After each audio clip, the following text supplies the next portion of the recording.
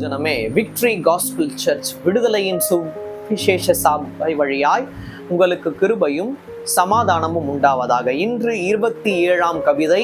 இதோட தலைப்பு பார்த்தீங்கன்னா, விளையாட்டாய் விட்ட வார்த்தை விலையேற பெற்றதாய் மாறும்.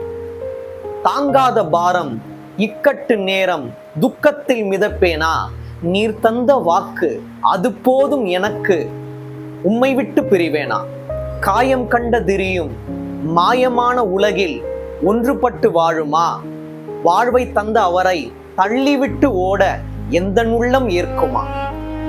விளையாட்டாய் விட்ட வார்த்தை விலையேற பெற்றதாய் மாறும். நல்லா பாருங்க, தாங்காத பாரம் இக்கட்டு நேரம் துக்கத்தில் மிதப்பேனா. தாங்காத பாரம் இருக்குதா, சோர்வுற்றுதான் இருக்கேன். துக்கம், அதாவது துக்கம் மேல் நோக்கி தான் இருக்கு. ஆனா நான் துக்கத்தில் ஒரு நாளும் மிதக்க மாட்டேன். என்னை அவ்வாறாக மிதக்கும்படியாக தேவன் செய்ய மாட்டார்.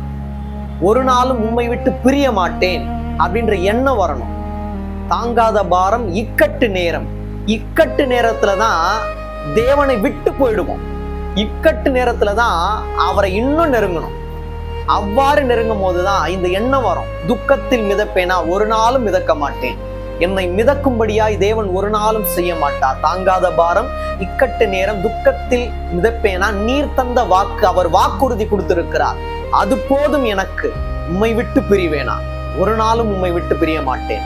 சொந்தங்கள் 1000 வந்தாலும் கோடிக்கணக்காய் வந்தாலும் நீர் எனக்கு போதும் என்ற நம்பிக்கை இருக்குமானால் உம்மை ஒரு நாளும் விட்டு பிரிய மாட்டேன் என்ற எண்ணமும் இருதயமும் அவரையே ஆட்கொண்டு இருக்கும்.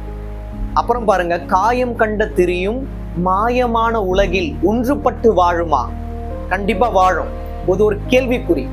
காயம் கண்ட திரியாய் நம்மளோட வாழ்க்கை இருக்கலாம், அதிலும் விளக்கேற்ற தேவனால் முடியும். காயம் கண்ட திரியும் மாயமான உலகில் ஒன்றுபட்டு வாழுமா, வாழ்வை தந்த அவரை தள்ளிவிட்டு ஓட எந்த உள்ளம் ஏற்குமா. அதாவது காயம் கண்ட திரிக்கு அவர் என்ன பண்றாரு, ஒரு வெளிச்சத்தை கொடுக்கிறாரு. அந்த வெளிச்சம் வந்த பிறகு அவரை தள்ளி விட்டு ஓடக்கூடாது. அதாவது சில நேரங்கள்ல பல பேர் உங்களை கிள்ளி விட்டு ஓடுவார்கள். அப்பெல்லாம் தேவன் உங்களை காப்பாற்றுவார். காப்பாற்றி ஒரு இடத்துல கொண்டு வந்து சந்தோஷம் எனக்கூடிய ஒரு நெருப்பை, சந்தோஷத்தின் நெருப்பை உங்களோட வாழ்க்கையில் ஏற்றும் போது நீங்க அவரை தள்ளி விட்டு ஓடக்கூடாது. எந்த உள்ளம் ஏற்குமா, அதை ஒரு நாளும் ஏற்காது. எனக்கு தேவன் நன்மை தந்தாலும் அவர்தான், தீமை தந்தாலும் அவர்தான். ஏன்னா தீமையிலிருந்து அதை நன்மையாய் மாற்ற தேவனாலதான் முடியும். அதுக்கப்புறம் பாருங்க, விளையாட்டாய் விட்ட வார்த்தை விலையேற பெற்றதாய் மாறும். சில நேரங்கள்ல ரொம்ப பேர் காயப்படுத்தணும் அப்படின்னு எண்ணம் கொண்டு காயப்படுத்திட்டு நம்மளுடைய முகநாடி வேறுபடும் போது நான் விளையாட்டை தான் சொன்னேன்ருவாங்க. அதாவது நமக்கு தெரியும் அவங்க உண்மையா சொன்னாங்களா விளையாட்டா சொன்னாங்கன்னா, அது சொன்னாங்களான்னு. யாரையும் விளையாட்டாய் கூட காயப்படுத்தக்கூடாது.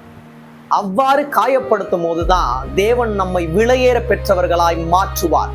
அவ்வாறு யாராச்சும் உங்களை காயப்படுத்தியிருக்காங்களா, விளையாட்டாய் காயப்படுத்தி இருந்தாலும் உங்களையும் நம் அனைவரையும் விலையேற பெற்றவர்களாய் மாற்றி அவருக்குள்ளாக மேன்மையாக சாட்சியாய் எடுத்து பயன்படுத்த வல்லவராயிருக்கிறார்.